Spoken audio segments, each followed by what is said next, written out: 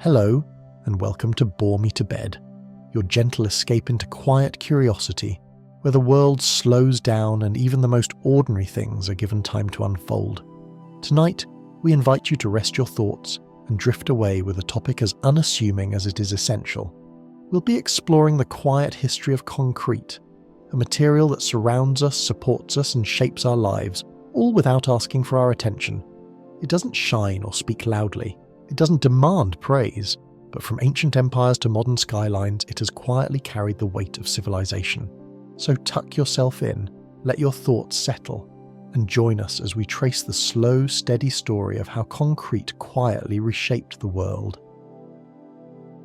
Concrete is everywhere around us, quietly holding up the world we live in. It does not shine or call attention to itself. It forms the grey, unremarkable backbone of our cities and our roads, the bridges that carry us over rivers, and the homes that shelter us from the elements. Day after day, people walk on concrete sidewalks, drive on concrete highways, and work in buildings supported by concrete foundations, often without giving this material a single thought. It is a substance so common and unassuming that it fades into the background, yet without it, the modern world as we know it would not exist. For thousands of years, humanity has shaped a mixture of stone, water and dust into a solid mass that can be moulded at will. This mixture, known as concrete, has quietly underpinned the rise of civilizations. In times of great empire and times of rapid progress alike, concrete has been there as a silent partner. It is a simple idea. Take bits of earth, add water, and let it harden. But from that simplicity arises immense strength and durability. Through the ages, concrete has allowed people to build bigger, to reach higher, and to create infrastructure on a scale previously unthinkable. And it has done all this humbly, often covered by more glamorous materials or hidden behind painted walls, content to do its work without fanfare. This is the story of how concrete quietly reshaped the world. It is a long story that stretches back to the very dawn of building, to when early humans first discovered that certain kinds of mud or burnt limestone could harden into something stronger than ordinary soil. It winds through the inventive minds of ancient engineers who mixed volcanic ash and lime to build enduring monuments, and it passes through eras where the secret of this artificial stone was forgotten and then rediscovered. Over centuries and millennia, concrete evolved from primitive earthen mortars to the engineered material holding up our skyscrapers and spanning our bridges. In telling this history, there will be no grand excitement or dramatic flourishes. Like concrete itself, the narrative is steady and understated.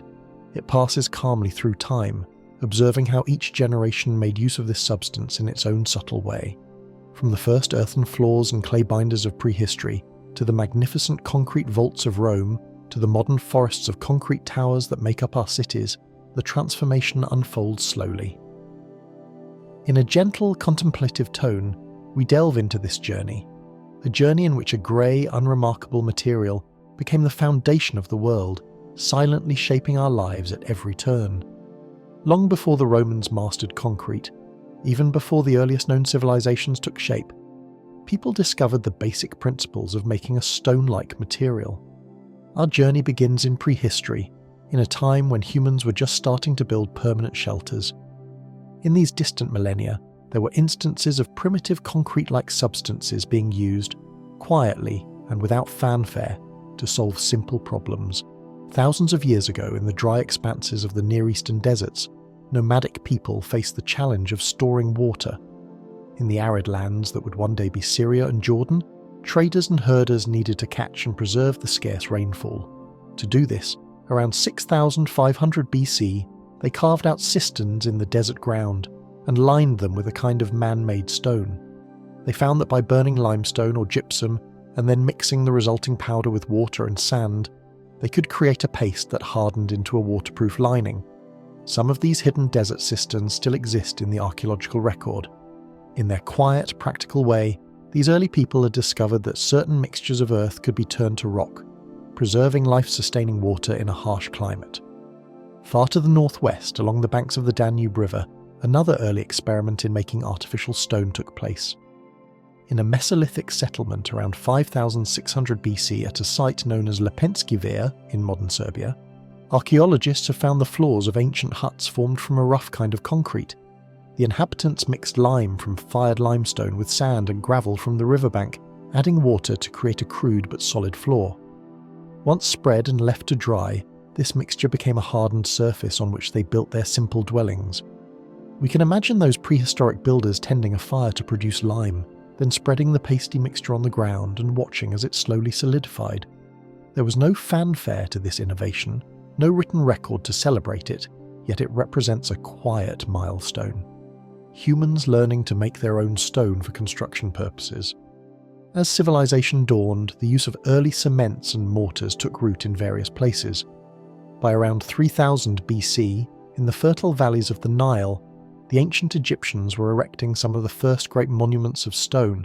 They relied mostly on massive blocks of limestone and granite to build their pyramids and temples, but they also understood the value of a good binder. Egyptian builders used mud mixed with straw to make sun-baked bricks for common buildings, a humble material dried hard by the sun. For more permanent structures, they turned to gypsum and lime plasters as mortar. To raise the towering pyramids at Giza circa 2500 BC, for example, they not only piled up huge stones, but also poured gypsum lime mortar between those blocks. It is estimated that hundreds of thousands of tons of mortar were used in constructing the Great Pyramid. Though this was not concrete in the modern sense, it had no coarse stone aggregate, it was a crucial precursor. By mixing a burned mineral powder, gypsum or limestone, with water and letting it cure, they created a substance that bound stones together into a stable mass. In their quest to build eternal monuments, the Egyptians had begun to unlock the potential of synthetic stone. Around the same era, other cultures were independently exploring similar ideas.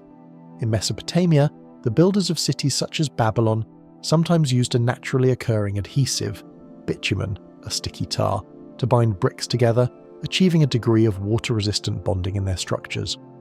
This was a different approach, an organic binder rather than a lime-based one, but it served a similar purpose in creating durable construction materials. Far to the east, the Indus Valley Civilization circa 2500 BC in what is now Pakistan and northwestern India built cities of baked brick and likely employed lime-based mortars to hold those bricks together.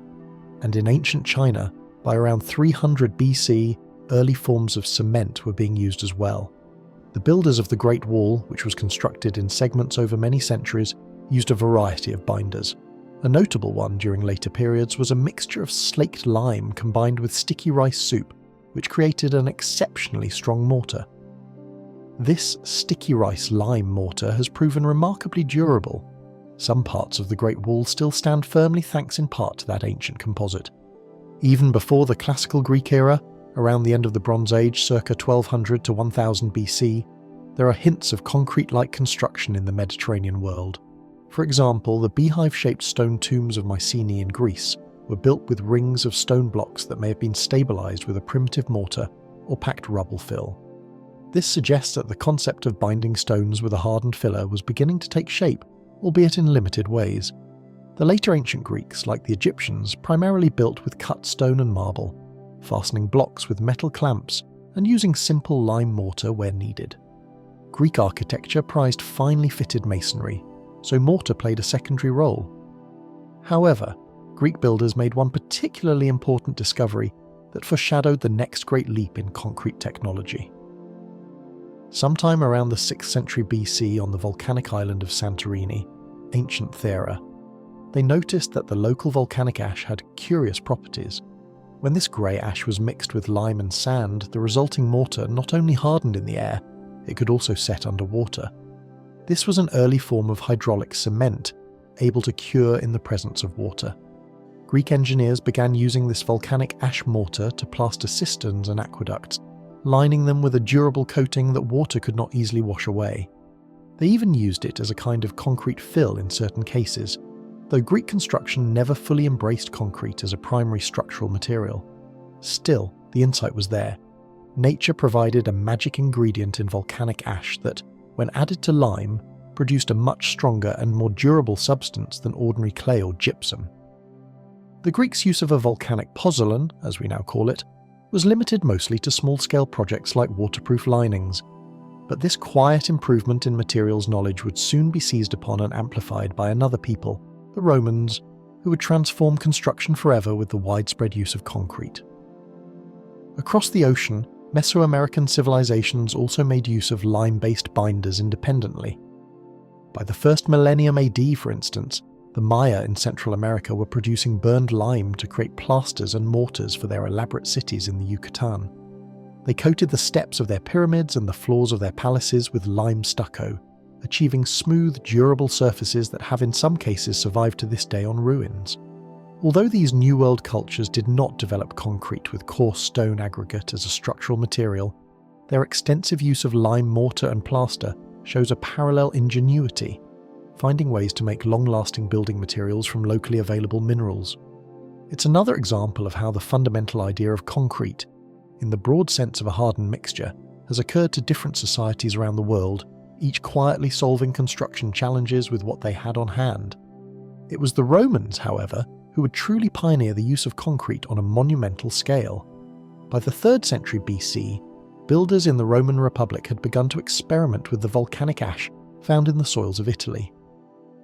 They discovered, perhaps building on that Greek knowledge from Santorini, that the reddish-brown, powdery ash from regions like Pozzuoli, near Mount Vesuvius, could be mixed with lime and pieces of rock to create an extraordinarily strong mortar. This volcanic ash, which they called pozzolana, was abundant around the Bay of Naples. When combined with lime, burnt limestone and water, it underwent a slow chemical reaction and hardened into a sturdy rock-like mass. Not only did this mixture harden on land, it could even set under water, making it ideal for building piers and harbours. In effect, the Romans had rediscovered and improved upon the secret of hydraulic cement. They had found the formula for a material that would change construction forever: true concrete, a mixture of a cementitious binder, water, and aggregate that could be poured or moulded and then would solidify into a stone-like substance. With this new material in hand, Roman architecture blossomed in daring ways. By around 200 BC, Roman engineers were increasingly using concrete, what they termed opus caementicium, in a variety of structures. Unlike the Greeks, who stuck to heavy carved stone blocks for their major buildings, the Romans embraced concrete as a core building material and pushed it to its potential. They would erect wooden forms in the shapes of walls, arches and domes, and then pour in their concrete mix of lime, pozzolana, water, and stone or brick rubble. At first, Roman concrete was often a kind of rustic mix. Chunks of broken bricks and pottery, called testa, or coarse gravel were used as the aggregate, giving it a rough texture.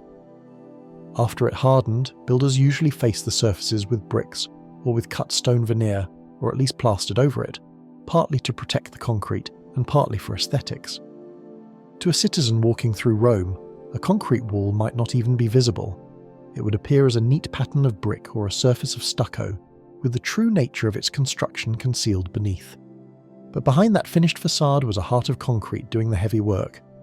The possibilities that concrete opened up were nearly endless. Because concrete starts as a fluid slurry and then hardens, it allowed the Romans to create shapes that would have been difficult or impossible with individual stone blocks. They could mould vaults and domes that needed no internal support once the concrete set. They could design large public halls roofed by arched ceilings, and they could construct multi-story buildings more easily by pouring walls in place rather than lifting countless heavy stones. By the 1st century BC and into the early centuries AD, concrete had become a cornerstone of Roman construction techniques. The city of Rome itself was transformed by this innovation. Grand temples, bathhouses, basilicas, and amphitheatres sprang up with surprising speed and scale, thanks to concrete. The famous Pantheon in Rome, initially built around 25 BC by Agrippa, and later completely rebuilt by Emperor Hadrian around 125 AD, stands as a triumph of Roman concrete technology. Its great dome spans 43.3 metres, 142 feet across. To this day, the largest unreinforced concrete dome in the world, and it was made possible entirely by concrete cast in place. The Pantheon's dome was a marvel of engineering for its time and even for ours. Roman builders realised that by varying the ingredients of the concrete, using heavier, denser aggregate like travertine and basalt in the lower parts of the dome, and lighter aggregate like pumice towards the top, they could reduce the weight pressing down as the dome rose.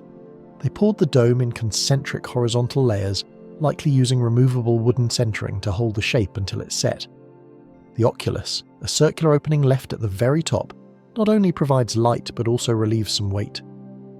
The result, completed nearly 1,900 years ago, is a massive but stable dome that has stood the test of time. Modern engineers, with all their advanced knowledge, would not dare build such a span in pure concrete without steel reinforcement. It would seem too risky. Yet the Pantheon stands, its concrete coffered ceiling intact, a quiet testament to the material's potential when expertly used. Standing beneath that dome even today, one is sheltered by the ingenuity of Roman concrete. It is easy to forget, gazing up at the patterned ceiling and the disk of sky above, that no beams support it, just a continuous shell of ancient concrete, doing its job silently and effectively century after century. Another iconic structure made possible by Roman concrete is the Colosseum in Rome, constructed between 70 to 80 AD. This enormous amphitheatre, the largest in the ancient world, with seating for some 50,000 spectators, owes its existence in part to concrete. The outer walls of the Colosseum were built of stone, travertine, and brick, but much of its internal structure, the vaults that held up the seating tiers, the corridors and stairways, was built with concrete poured into forms. The Romans employed concrete to create the complex network of barrel vaults and ring corridors that allowed crowds to flow in and out efficiently. By using concrete, they could build these supporting structures more rapidly and with a freedom of form that stone blocks alone would not allow. The Colosseum skeleton is a mix of masonry and concrete. You can still see the concrete core exposed in many broken sections of its walls. That skeleton has proven resilient. Even though roughly 2/3 of the original Colosseum has been lost to earthquakes and stone scavengers, in the Middle Ages people quarried its stones for other buildings, the portions built with a concrete core have often survived the shocks. The amphitheatre stands partially intact to this day, its concrete and brick substructure holding up arches that have witnessed 2 millennia. In its prime, the Colosseum was a showcase of Roman engineering bravado. Today, in its ruined serenity, it remains another proof of the longevity of Roman concrete. Roman concrete found use in all corners of the empire and in structures of all scales. They built aqueducts to carry water across valleys, using concrete to form the piers, foundations, and sometimes the water channels themselves atop those great arched bridges. They constructed massive public baths, thermae, with cavernous halls. Concrete formed the thick walls and extensive vaulted ceilings of these bath complexes, like the baths of Caracalla or Diocletian in Rome. Infrastructure benefited as well. Roman roads, famed for their durability, often had a foundation layer that was essentially a form of concrete.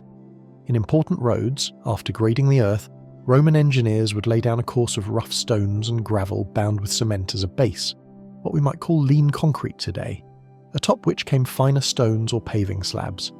This hidden concrete layer helped the roads endure heavy carts and weather. Thanks to it, many Roman roadbeds remained serviceable long after the empire fell. In domestic architecture too, concrete made an impact. Many Roman houses and apartment blocks, insulae, used concrete for floors, walls, and cisterns. A typical Roman urban apartment building in the 2nd century AD might have concrete party walls with a brick facade, and beneath city streets, underground cisterns and drains were lined with waterproof concrete. For example, the city of Rome's elaborate sewer, the Cloaca Maxima, originally built in masonry in the 6th century BC, was later repaired and lined with concrete, helping it continue functioning into modern times. One of the most striking deployments of Roman concrete was in maritime structures. Things like piers, wharves, and breakwaters built out into the sea. The Romans discovered that their pozzolanic concrete, when mixed with lime and water, would actually harden in contact with seawater. They took advantage of this to create concrete that could be placed underwater. At ports such as Caesarea Maritima in Judea, Puteoli in Italy, and many others around the Mediterranean, Roman engineers built harbour moles by constructing wooden forms or caissons, sinking them into position and then filling them with a mixture of pozzolana, lime, coarse aggregate, and water. Remarkably, the interaction of volcanic ash with salt water and lime often led to the formation of exceptionally stable minerals, like aluminous tobermorite crystals, within the concrete over time, actually strengthening it as it aged. To this day, Marine archaeologists marvel at Roman harbour structures that remain intact below the waves. Their concrete has survived 2,000 years of saltwater exposure, outlasting many modern cements that crumble in a few decades of seawater. The same material was applied in humble settings as well. Countless Roman farms and villas featured underground cisterns or vat-like pits coated with waterproof pozzolanic concrete to hold rainwater, olive oil or wine. Thus, concrete served not only in the grandeur of temples and bathhouses, but also in the simple, day-to-day utilities of ancient life. All of these achievements, the soaring vaults, the enduring roads, the seawalls, show how concrete quietly propelled Roman engineering to new heights and spans. Yet, for all its merits, concrete wasn't outwardly celebrated by the Romans. It wasn't considered noble the way fine-cut stone or marble was. Often it was deliberately hidden beneath a veneer. In Roman writings, one finds extensive praise of beautiful marbles and the proportions of columns, but little mention of concrete itself. It was simply the means to an end, a secret ingredient that architects and contractors used to bring ambitious designs to fruition. Concrete allowed Romans to be bold and efficient, and so they used it widely, but it remained a background player, not the star. Fittingly, it would slip into the background of history for a time after the Roman era passed. As sometimes happens in history, practices and innovations that flourish in one era can be lost or forgotten in the next. This is what occurred with concrete, especially the use of pozzolanic cement, after the fall of the Western Roman Empire in 476 AD. The complex recipe and techniques for making Roman concrete were not widely recorded in an accessible way. With the empire's collapse, the trade networks that supplied pozzolana and the skilled labour organisations that passed on building knowledge also fell apart. Over the next centuries, construction in Europe largely returned to simpler methods. The magnificent castles and cathedrals of the Middle Ages were built with cut stone blocks and lime mortar. A Gothic cathedral of the 13th century, for instance, achieved its soaring heights by carefully balancing forces through pointed arches and flying buttresses, all built of carved masonry units held by mortar that hardened slowly over weeks. Construction was laborious and required ingenious structural design to compensate for the relatively weak, slow-setting binders. The art of casting vast concrete domes and thick monolithic walls had faded into obscurity. In Constantinople, the Byzantine Eastern Roman Empire, knowledge lingered a bit longer.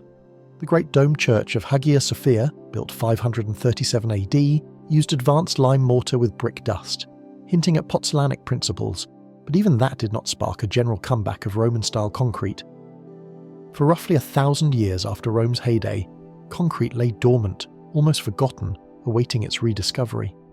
In medieval landscapes, the ruins of Roman aqueducts and amphitheatres loomed silently, their concrete cores still standing where stone facings had crumbled away. These remnants must have seemed almost magical to onlookers, ancient arches that defied time, built with a method nobody remembered. Builders in the Middle Ages working with chisels, hammers and simple mortar could not replicate those vast domes and freely formed vaults.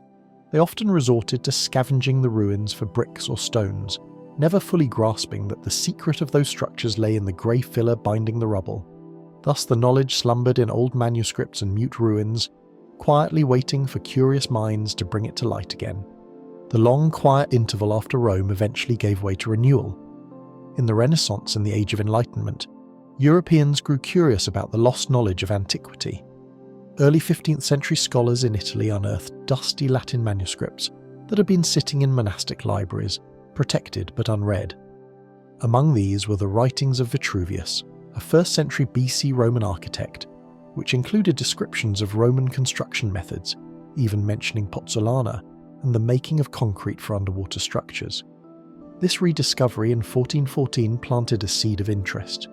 What else had the Romans known that was now forgotten? Slowly, experimenters began to test the old ideas. One early attempt to revive Roman-style concrete occurred around the turn of the 16th century. An Italian friar and engineer named Giovanni Giocondo was involved in the construction of a new bridge in Paris, the Pont Notre Dame, around 1500. Historical accounts suggest that Giocondo, well versed in classical texts, tried to emulate the Roman method of mixing lime with pozzolanic ash to create a hydraulic mortar for this bridge's foundations. He knew from Vitruvius's writings that a mixture of lime and pozzolana could harden underwater, which would have been useful for setting piers in the Seine River. The bridge was completed in 1507, and for a time stood as a marvel of Renaissance engineering. However, the attempt was only a partial success. The concrete-like mortar and masonry used in the bridge ultimately couldn't fully support the heavy loads, especially after rows of houses were built atop the bridge, as was common then. After a couple of centuries, the structure showed serious weaknesses and had to be demolished and replaced. Giocondo's trial was bold, but came a bit too early. The world wasn't quite ready yet for the full return of concrete construction, lacking a deeper scientific understanding of the material. Nonetheless, the seed of the idea had been replanted. Throughout the 1600s, interest in better cements and mortars simmered, driven by practical needs. Europe's seafaring nations needed ports, lighthouses, and fortifications that could resist the assaults of the sea and weather. Traditional lime mortars softened and eroded when exposed to constant water, a limiting factor for infrastructure. In the Netherlands, a land of canals and dikes, builders had long used a naturally occurring volcanic ash called trass, imported from the Rhine region or Italy, to make water-resistant mortars. Dutch engineers in the 17th century used trass-lime mixtures to construct durable canal walls and drainage works that could survive the perpetually wet environment.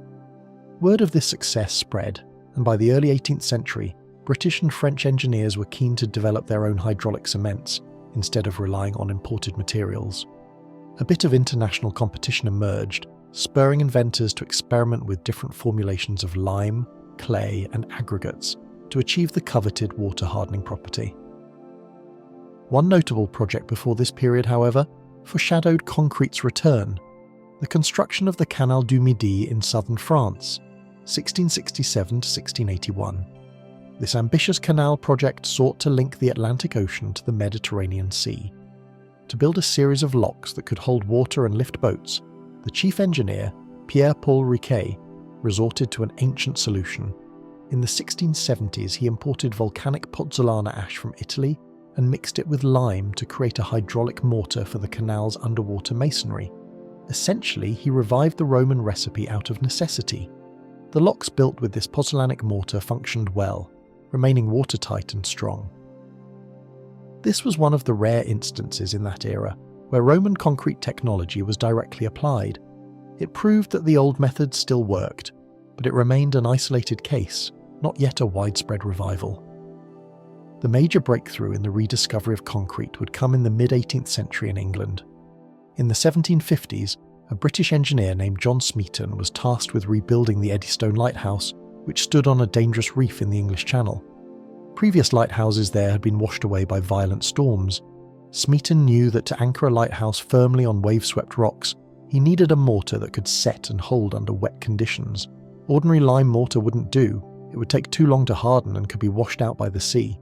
So Smeaton began conducting careful tests on different kinds of limestone, systematically studying their properties when burned and mixed into mortar. He discovered that certain varieties of limestone that contained clay, argillaceous limestone, produced a lime that would set much more firmly, even underwater, compared to pure white limestone. By selecting a limestone with about 20% clay impurities and firing it, he essentially created a rudimentary hydraulic lime, which, when mixed with sand and aggregate, had properties approaching Roman cement. In 1759, Smeaton completed the new lighthouse using large granite blocks held together by his special mortar, which also incorporated pozzolanic additives like trass. The structure was anchored by a courses of stone bonded with this strong cement. Smeaton's Eddystone Lighthouse stood solidly against the crashing waves for well over a century. In fact, when it was eventually decommissioned and partly dismantled in the late 19th century, it wasn't because the concrete or structure failed. The rock underneath it was eroding, while Smeaton's construction remained sound. The success of this project was widely acclaimed. Smeaton had effectively rediscovered how to make Roman cement, and soon others followed his lead. Manufacturers in England began to produce hydraulic lime cements and marketed them explicitly as Roman cement. The knowledge was spreading. As the Industrial Revolution accelerated in the late 18th and early 19th centuries, the demand for better building materials only grew. Engineers and scientists in several countries continued to refine the art and science of cement. A series of developments in the 1790s and early 1800s paved the way for modern concrete. In 1796, an Englishman named James Parker patented a natural Roman cement after discovering that certain nodules of clayey limestone, called septaria, from the coast, when fired, yielded a quick-setting cement. This product was used in a variety of construction projects, like lining cisterns and stuccoing walls, and was another step toward modern cement. The decisive leap, however, came in 1824 with a British bricklayer named Joseph Aspdin. Aspdin took out a patent that year for what he called Portland cement. To make it, he finely ground a mixture of limestone and clay and fired it in a kiln until the limestone's carbonates decomposed, but he probably didn't melt it completely. That refinement came later. The resulting clinker was then ground into a powder. Aspdin named his product Portland cement because the hardened cement resembled the colour of high-quality Portland stone, a popular building stone in England. The name stuck, and Portland cement became the standard terminology. Aspdin's invention was essentially an artificial cement, carefully proportioned and manufactured, which set hard and strong. Over the next few decades, improvements were made, notably by Aspdin's son William and by other innovators in France and Germany, to burn the cement at higher temperatures and produce a better clinker. By mid-19th century, the basic formula of modern Portland cement was established, a blend of limestone and clay fused at high temperature into clinker that is then ground into a fine powder. When mixed with water, that powder hydrates and hardens into the binding paste we recognise in concrete today. At first, Portland cement and concrete were curiosities or used only in specialised projects. Building traditions don't change overnight, and many early 19th century structures still relied on brick, stone and traditional mortar. But gradually the advantages of the new cement became evident. It hardened reliably and attained great strength. It could also set relatively fast, which sped up construction. As industrial production of cement took off, especially around mid-century, the cost fell and availability increased.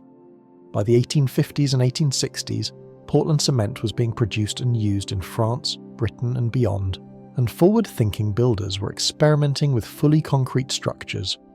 One early champion of concrete construction was a French industrialist named François Coignet. In the 1850s, Coignet started building with béton aggloméré, as the French called casse concrete. He demonstrated that one could construct whole walls and even small buildings out of concrete poured into formwork. In 1853, Coignet built a 4-storey house in the suburbs of Paris, made largely of unreinforced concrete, arguably the first of its kind. To strengthen the structure, he embedded small iron, rods and wire in the concrete walls to tie them together and to serve a similar role as modern rebar, though the theory of reinforcement was not yet fully developed. This was an important insight. Even before formal reinforced concrete existed, Coignet realised that iron could help concrete hold together and resist tensile forces. Between 1850 and 1880, Coignet and others built multiple concrete structures in France and England, including homes, warehouses and drains, proving that Portland cement concrete was practical for everyday construction, not just novelty items or industrial uses. Despite these advances, early concrete had a limitation. Although it was superb at bearing weight, compression, it was weak in handling any force that would pull it apart or make it bend, tension. A plain concrete beam will crack and break if loaded heavily in the middle, because the underside of the beam is put into tension. Stone and brick have the same weakness. The missing piece in the puzzle was to give concrete the ability to handle tension, and this would be achieved by combining it with metal. The idea of strengthening concrete with iron first took hold on a small scale. An often cited pioneer is Joseph Monnier, a French gardener. In the 1840s and 1850s, Monnier was making large planters and water tanks for gardens. He found that clay pots would crack and break, so he tried making them out of concrete. To avoid the same cracking problem, he embedded an iron mesh in the concrete for his pots and tubs. The result was much tougher and more durable. Sensing a big opportunity, Monnier patented his idea of iron-reinforced concrete in 1867, initially envisioning it for gardenware like flower pots, but soon expanding his patents to cover pipes, slabs, and bridges made with this method. Around the same time, in 1854, an Englishman named William Wilkinson had taken out a patent for a concrete floor system reinforced with iron bars, and throughout the 1860s to 1870s others in Europe and North America experimented similarly. The concept was clearly in the air. The theory behind reinforced concrete is elegantly simple. By embedding iron, later steel, within concrete, you combine two materials such that each compensates for the other's weakness. Concrete is very strong in compression, squeezing, while steel is extremely strong in tension, stretching. Moreover, concrete bonds well to steel, and by fortunate coincidence, concrete and steel expand and contract at nearly the same rate with temperature changes. So they don't tear themselves apart with weather fluctuations. It's as if nature intended them to work together. With metal inside, a concrete beam can flex under load, and the steel will carry the tensile forces preventing the concrete from cracking. A concrete column with steel reinforcement will hold up a tremendous weight, yet also sway slightly in wind or during an earthquake without collapsing, because the steel gives it ductility. By the end of the 1800s, the pieces were in place for concrete to reshape the world on a grand scale. Portland cement was being mass-produced in many industrialized countries, making strong cement affordable and widely available. Engineers and builders had learned through trial and error and a bit of science that putting iron bars in concrete could dramatically improve its performance. The first steel reinforcing bars, rebars, were becoming commercially available, and early design guides were being written to calculate how much metal to put where. This marriage of metal and stone transformed concrete's capabilities. Now, a beam of concrete could be embedded with iron rods at the parts that would normally stretch, and those rods would absorb the tension that the concrete alone could not. Likewise, concrete columns and arches could be laced internally with iron to prevent brittle failure and hold the structure together under stress. Builders realized they could create skeletal frameworks of reinforced concrete, upright columns and horizontal beams forming a rigid skeleton on which floors and walls could be supported. Multi-story buildings could be constructed with this method, and unlike the massive masonry structures of the old, these new frames were relatively light for their size and very adaptable in form. In bridge construction too, reinforced concrete made possible slimmer, longer spans. A concrete girder or arch, strengthened with steel, could cross a river or a ravine without needing as many piers or as much bulk as an equivalent stone structure. In short, concrete was no longer limited to compression. It had acquired tensile strength via its steel partner, and with that, a new era of structural innovation began. One of the early showcase projects demonstrating reinforced concrete's potential was the Alvord Lake Bridge in San Francisco's Golden Gate Park, built in 1889 by engineer Ernest L. Ransom. Ransom was a pioneer in America who, like Monnier, experimented with iron reinforcement. He even twisted square iron rods to create a better bond with the concrete, an idea that presaged the deformed rebars used today. The Alvord Lake Bridge was a modest-looking arched footbridge, but it was made entirely of concrete, reinforced with a network of iron bars, making it likely the first reinforced concrete bridge in the United States. It still stands today. Pedestrians stroll over it without realizing that this unassuming bridge was a milestone in engineering. Around the same time in Europe, French builder François Hennebique was busy patenting and popularizing a comprehensive system of reinforced concrete construction. By 1892, Hennebique's firm was designing buildings and bridges with a characteristic design. Iron rebars running in the bottom of beams and around column junctions, forming a continuous skeleton that was then encased in concrete. Hennebique's system spread quickly. His company built hundreds of structures across Europe in the 1890s and early 1900s, from factory floors to church vaults, all in the new material. By 1900, the advent of reinforced concrete was rapidly extending concrete's reach. What had been used mostly for foundations, pipes, and perhaps the occasional novel structure was now becoming a full-fledged structural material for buildings, bridges, and roads. If one walked the streets of a modern city in 1900, one might still see mostly brick and stone facades. But behind the scenes, hidden in some of those walls or supporting those new long-span roofs, concrete was beginning to play its quiet role. A telling example of concrete's coming of age was the construction of the Ingalls Building in Cincinnati, Ohio, in 1903. This was a 16-story office building, the world's first reinforced concrete skyscraper. Its structural frame, columns, beams, floors, was all made of concrete with steel reinforcement, a daring choice at a time when such tall structures were usually built of steel frames. Skeptics predicted it would fail.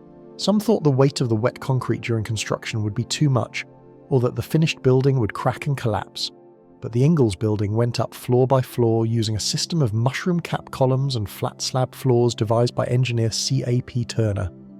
When the forms were removed and the building stood on its own, it didn't budge. It carried its loads and then some, vindicating the design. The success of this building was a major proof of concept. Concrete could compete with steel even for high-rise construction. The building still stands over a century later, a typically staid early 1900s commercial block on the outside, completely unremarkable in appearance, which is perhaps the greatest compliment to its material. The concrete did its job so well that nobody noticing the building today would imagine how revolutionary it once was. The early 20th century thus saw concrete ready to assume a dominant role in construction. The material had matured, its recipe was standardized, its strength was trusted, and its potential seemed boundless. The production of cement was scaling up massively, with rotary kilns and better grinding techniques making cement cheaper and of more consistent quality. In fact, the process of making and using concrete was modernizing in every respect. In the 19th century, mixing concrete was often done by hand. Workers would shovel cement, sand and gravel onto a wooden platform, mix them dry, then add water and turn the heavy mixture until it was uniform. An exhausting task. Toward the late 1800s, inventors introduced mechanical mixers, simple revolving drums or paddle mixers turned by steam power or horse gears, which made the job easier and produced better consistent concrete. By the early 1900s, portable gasoline or electric-powered concrete mixers, the small drum mixers we still see on job sites today, were common, allowing builders to batch concrete on site quickly. These technologies paved the way for an even bigger innovation: ready-mix concrete delivered by truck. In 1913, the first load of ready-mix concrete was delivered in Baltimore, Maryland, by a truck equipped with a rotating drum, an invention that would soon become ubiquitous. Instead of mixing each batch on site, construction companies could order concrete in volume. A central plant would precisely measure and mix the ingredients, and the truck would arrive with fresh concrete ready to pour. This development, coupled with new pumping equipment, which came a bit later, enabled concrete to be placed faster and in larger quantities than ever before. The 20th century truly became the age of concrete. With the groundwork laid, construction around the globe rapidly incorporated concrete into almost everything. In growing cities, concrete was used to build not only the skeletons of tall buildings, but also foundations, sidewalks, street curbs, and sewer pipes. By the 1920s, a city dweller's daily life was thoroughly intertwined with concrete structures, perhaps without them even realizing it. The material's versatility meant it could be found supporting factory roofs, forming the silent walls of parking garages, and lining the tunnels of new underground subways. To illustrate concrete's central role in modern infrastructure, consider the example of the Panama Canal, one of the greatest engineering achievements of the early 20th century. Completed in 1914, the canal utilized concrete on an immense scale. To create the canal's locks, the gigantic chambers that lift ships up and down between sea level and the inland Gatun Lake, engineers essentially built enormous concrete structures. Between 1907 and 1913, workers poured over 1.5 million cubic meters of concrete to form the lock's walls and floors.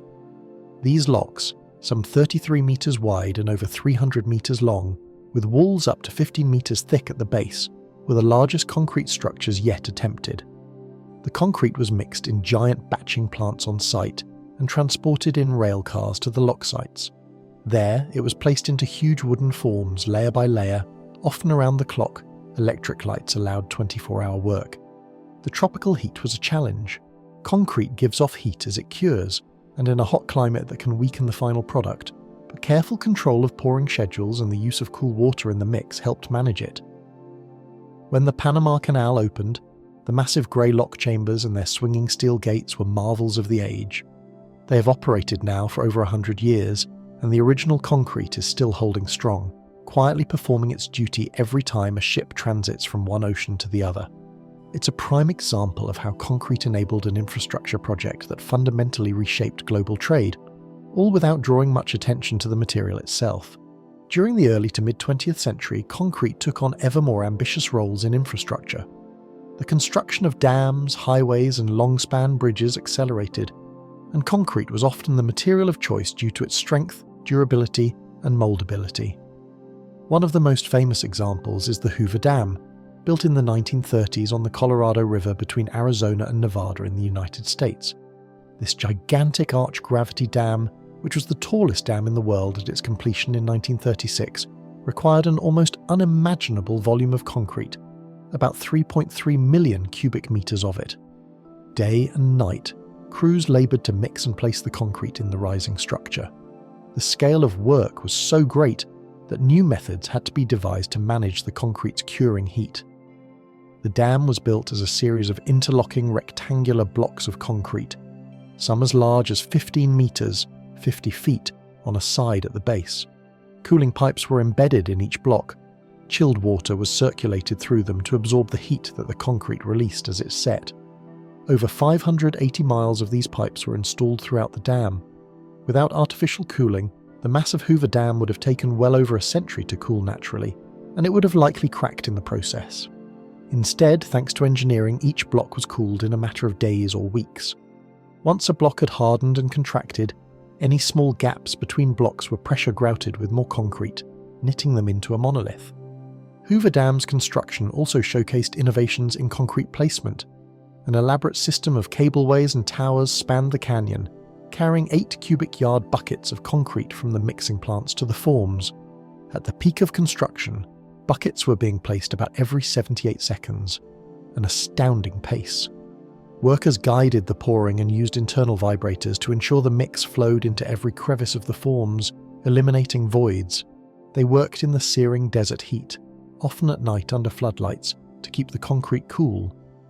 By the time it was finished, the dam stood 221 meters, 726 feet, high, a great curved wall of concrete holding back the waters of the Colorado River to form Lake Mead.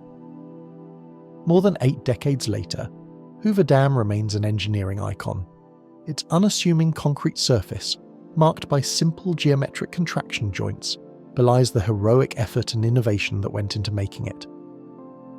The dam quietly fulfills its purpose, controlling floods, storing water, and generating hydroelectric power for millions in the American Southwest, all thanks to that vast volume of concrete standing firm like an artificial cliff.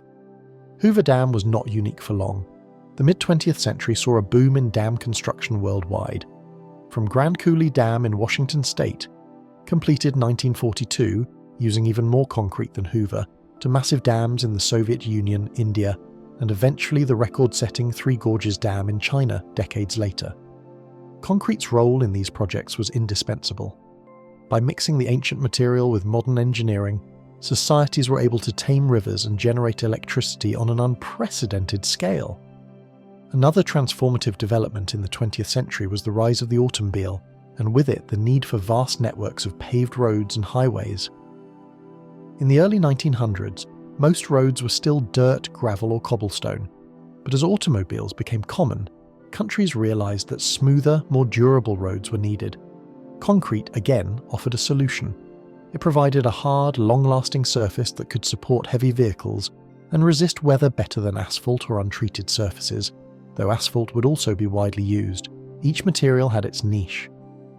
One of the largest undertakings of the century was the construction of the interstate highway system in the United States. Launched by legislation in 1956, this project ultimately took over 3 decades to complete. It wove a network of high-speed roads across the country, totaling about 46,000 miles by the time it was declared complete in the 1990s. A great portion of those highways were built with concrete pavement. The construction process became highly mechanized. Specialized machines, slip-form pavers, would move along prepared earth beds, continuously extruding wide ribbons of concrete roadway. These machines were fed a steady diet of concrete from mixing plants, brought by an endless procession of trucks, and as they crawled forward, they shaped and finished the road surface in one go. Steel dowel bars were inserted at joints to help transfer loads between slabs, and the fresh concrete was often textured with brooming or tining to improve traction. The result was miles upon miles of uniform, smooth roadway. A journey that once took weeks over inconsistent roads could now be driven in days on a continuous concrete ribbon. The interstate highways drastically reduced travel times, boosted commerce, and even altered settlement patterns, all in a very unassuming way. People drove on these roads without necessarily thinking about what they were made of. The roads simply worked. By connecting cities and towns in an unprecedented way, the highway system exemplified concrete's ability to shrink distances quietly. Similar highway construction booms occurred in other countries as well in the post-W.P. Hood era. The autobahns in Germany, some pre-war, many expanded later, motorways in the UK, and expressways across Europe and Asia. Concrete proved to be especially favoured for heavy-duty and long-life pavements like those in highways due to its strength and durability under constant traffic. In countless construction projects around the world, the methods of concrete work became a standard routine by the mid-20th century.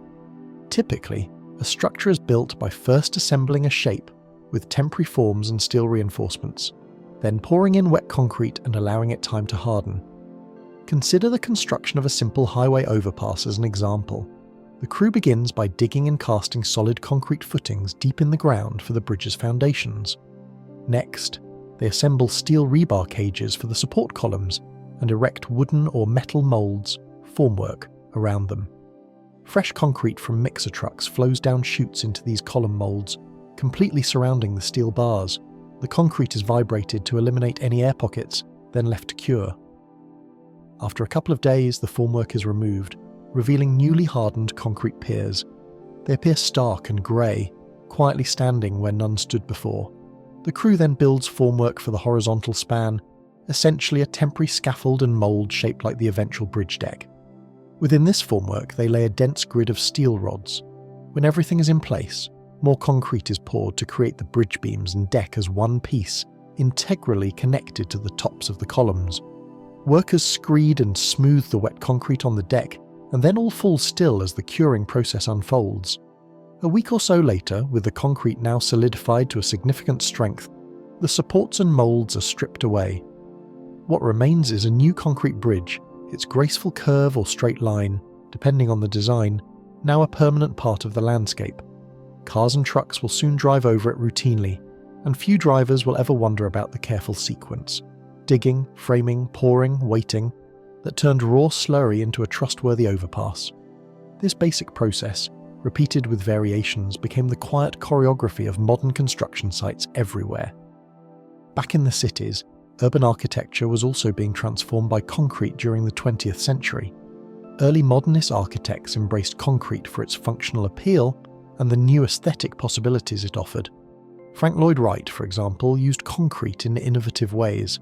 His 1908 Unity Temple in Oak Park, Illinois, was one of the first major public buildings made entirely of poured concrete, with its exterior and interior surfaces left austere and geometric, exemplifying an architectural honesty.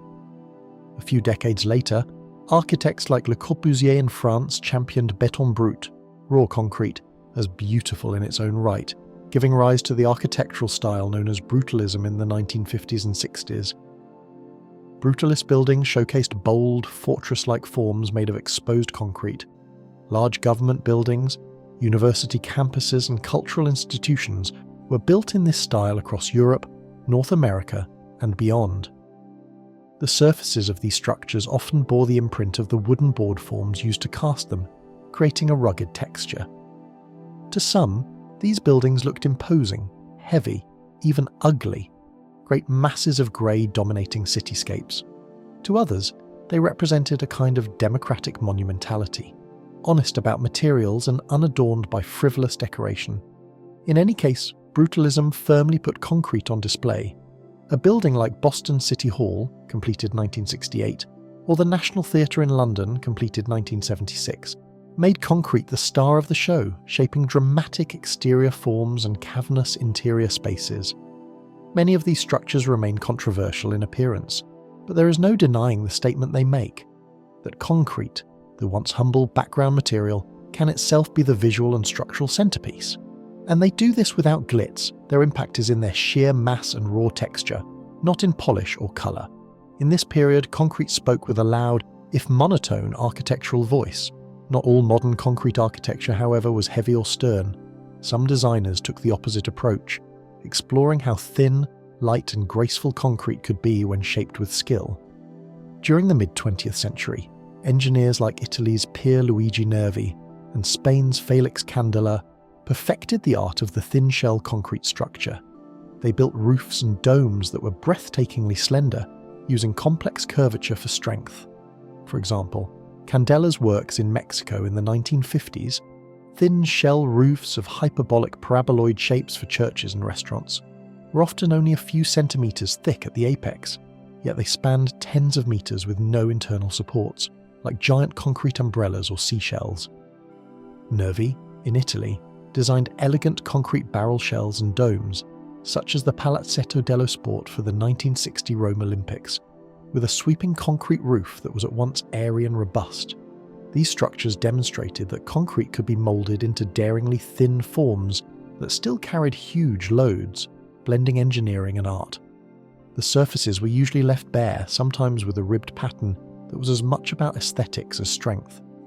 In these cases, concrete shed its brutish image and became almost delicate, a material that, with the right touch, could mimic the efficiency of a natural shell like an eggshell or a butterfly wing, but at architectural scale. This development was a quieter revolution within the world of concrete, more technical and specialised than the glaring statement of brutalism, but it broadened the horizon of what concrete could do. A visitor stepping into a thin shell concrete church might not even realise the material at first. The shell could seem like some modern stucco or as other substance because it's so thin, but indeed it was the same concrete, simply used with great ingenuity. Toward the close of the 20th century and into the 21st, architects continued to find new, expressive possibilities in concrete. Techniques for finishing concrete improved greatly, allowing very smooth, high-quality surfaces.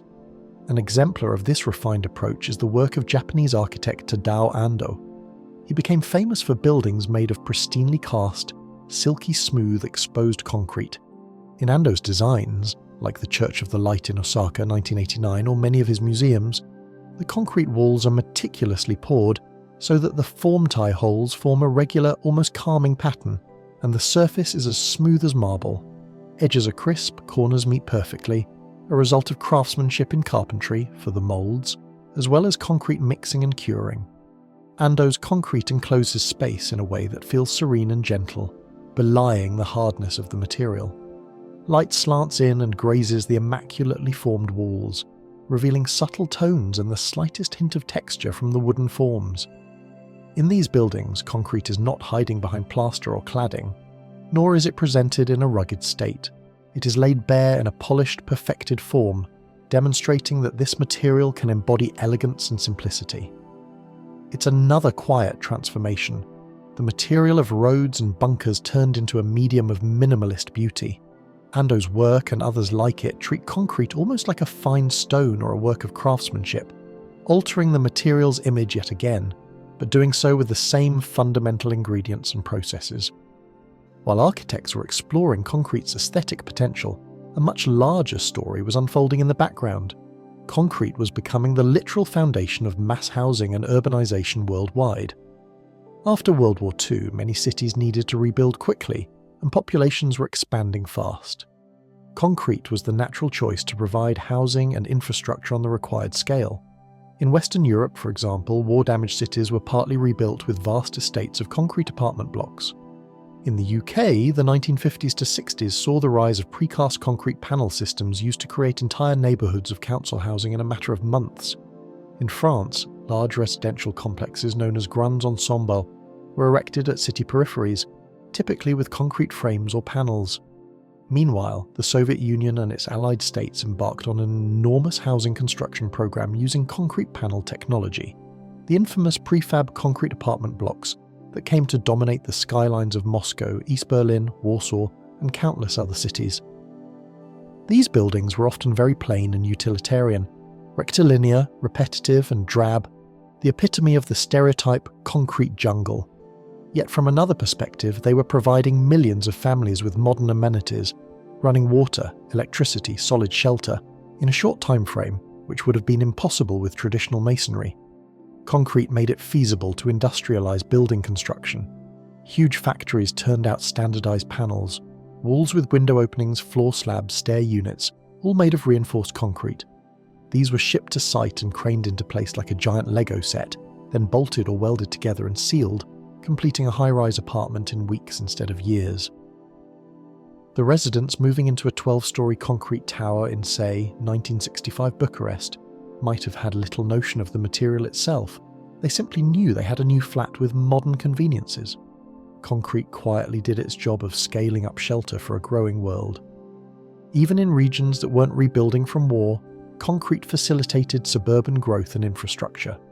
In the United States, for instance, the post-war boom led to millions of new single-family homes. Most of those houses, even though they were built of wood frame or other materials above, sat on concrete foundations or slabs. The sidewalks in the new suburbs were concrete. The schools, shopping centres and driveways were often concrete. Sewers were made of concrete pipe. It was all very quotidian and went mostly unnoticed, but it underscores how completely concrete had infiltrated the basic framework of modern living by the late 20th century. By the late 20th century, concrete had fully permeated the world's infrastructure and skylines. Airports built enormous runways of reinforced concrete to handle jet aircraft. Railroads in many countries started using pre-stressed concrete ties, sleepers, to support rails in place of timber because concrete ties last longer and maintain gauge better. Nuclear power plants, which emerged in the 1950s and 60s, depended on thick, pre-stressed concrete containment domes for safety. Skyscrapers reached record heights partly thanks to concrete. While early skyscrapers around 1900 were built with steel frames, by the 1970s and 80s engineers had developed high-strength concrete that could form the core of very tall buildings. For example, Chicago's 65-story 311 South Wacker Drive building, completed 1990, was at the time the tallest all-concrete building in the world, its structure made entirely of reinforced concrete rather than steel. Around the same time, the twin Petronas Towers in Kuala Lumpur, completed 1998, used a hybrid structure with a significant concrete core and high-strength concrete columns to reach 452 metres, briefly becoming the tallest buildings in the world. Concrete with advanced mixed designs including admixtures like silica fume achieved compressive strengths in excess of 80 or 100 megapascals in such projects, allowing slimmer, taller elements. Another type of structure, the telecommunications tower, also demonstrated concrete's possibilities. The 553-metre CN Tower in Toronto, completed in 1975, was built as a freestanding concrete structure. Using a climbing formwork system, the builders poured concrete continuously to create the tower's tapering hexagonal core.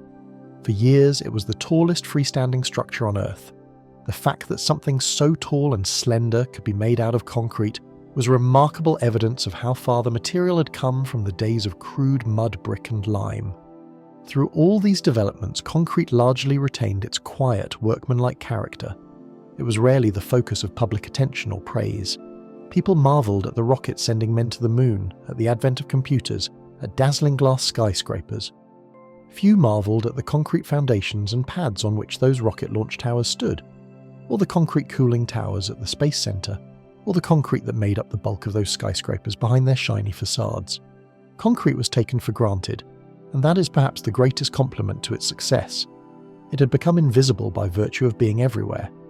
Concrete performed in war as well as peace. The 20th century's devastating wars saw concrete used extensively for defensive structures. Bunkers, pillboxes, coastal fortifications, bomb shelters. During World War II, for instance, the Germans poured vast amounts of concrete into the Atlantic Wall, a chain of bunkers and obstacles along the European coast, and into U-boat pens that were virtually impervious to conventional bombing. Many of those wartime structures still survive as crumbling relics on coastlines and fields, the concrete outlasting the conflict, and now slowly being reclaimed by nature.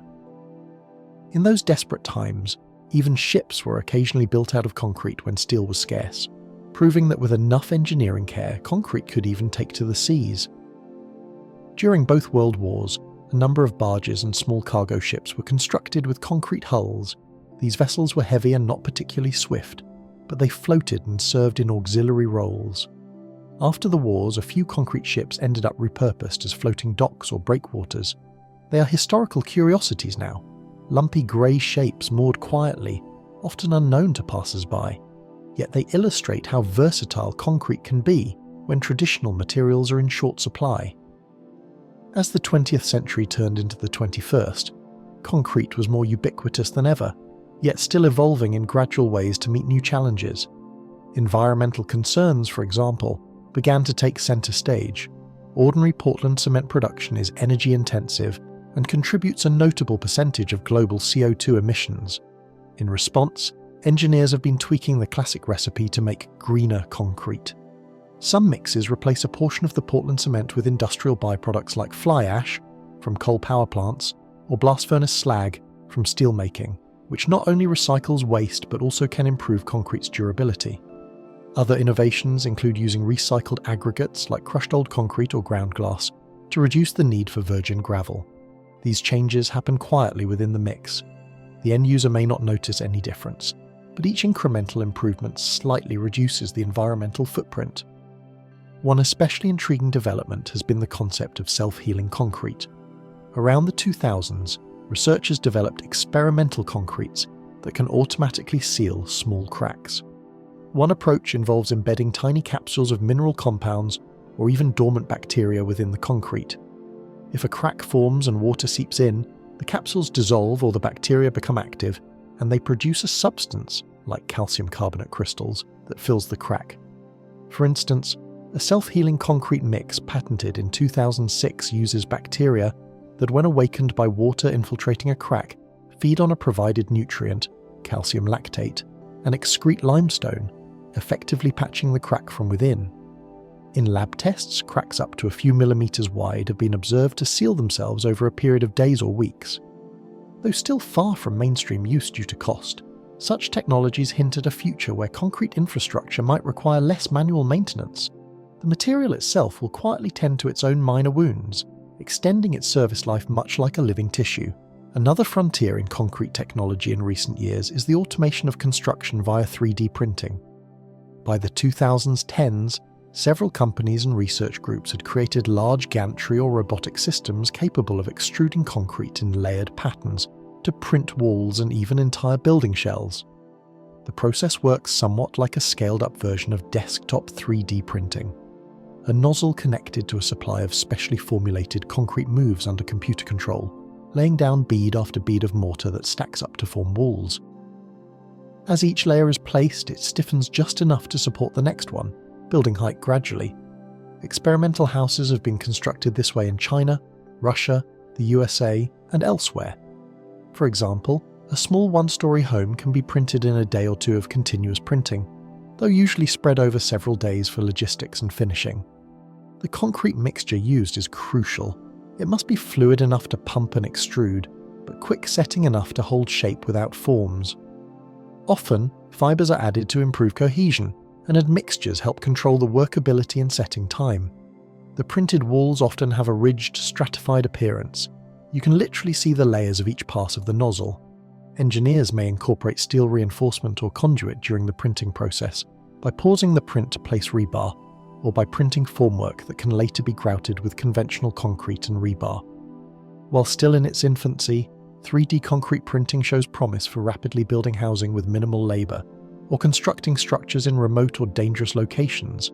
Some envision using it to build habitats on Mars or the Moon, using local regolith augmented with cement. Like many advancements in concrete, it's a quiet revolution.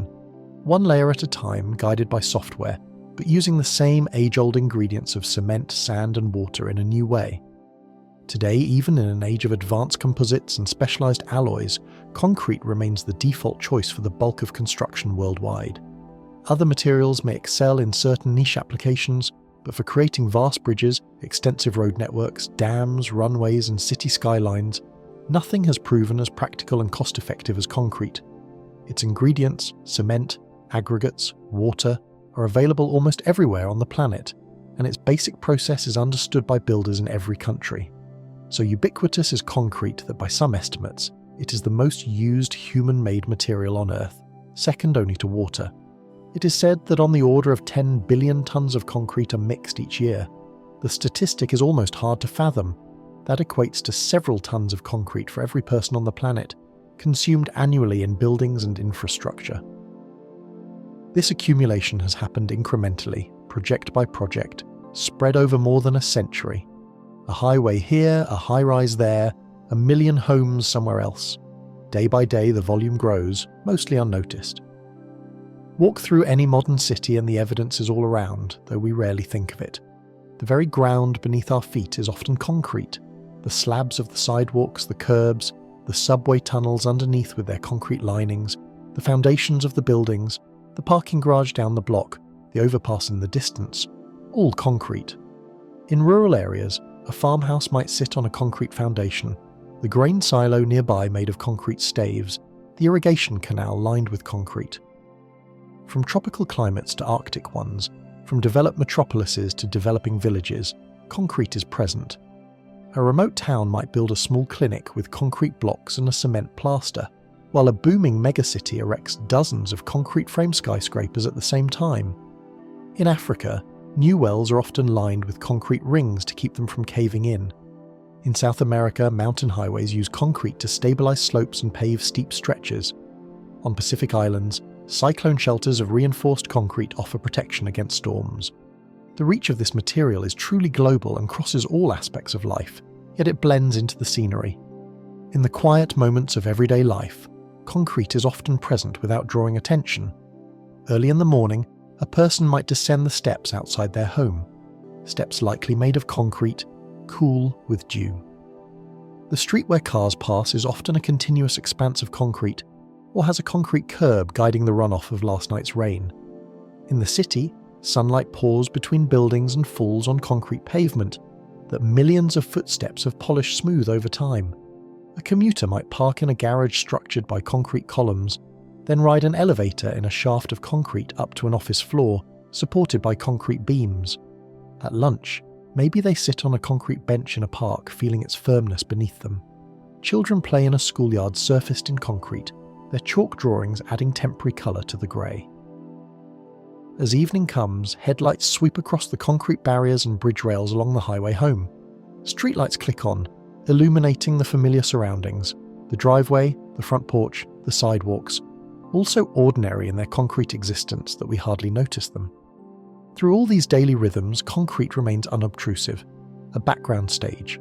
It doesn't demand praise or attention, it simply endures, bearing the load of our lives. From its humble beginnings as experimental mud and ash, to Roman builders who treated it as liquid stone, to the engineers of today pushing its limits skyward, concrete has been the steadfast ally of builders through the ages. It has enabled humans to move beyond the constraints of natural stone, to create our own mountains and spans and shelters.